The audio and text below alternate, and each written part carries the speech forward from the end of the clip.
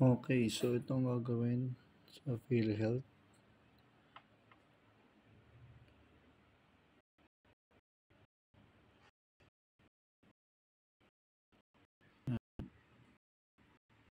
So, kung titignan nyo, login nyo, hingin kayo ng OTP. So, pagka nag-generate kayo, okay,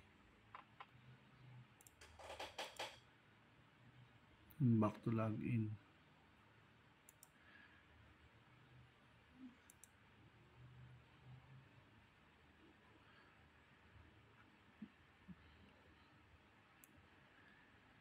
Yan.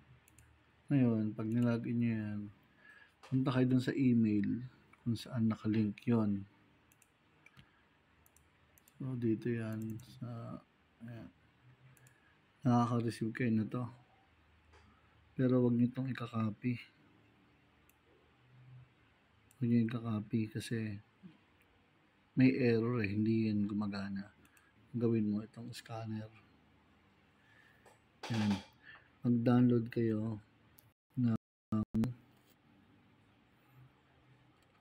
Authenticator. Google Authenticator. Tapos, scan nyo lang yan. Yan. Yan yung key na ilalagay nyo to. Itong nasa baba. Yan yung ilalagay nyo, hindi yung mahaba. So, 452 535. Yan. So, balik tayo doon. Sa camera. Yan. 452 535. Yan yung mag-open. Okay. So, wag yung code na biktima rin ako dun sa code.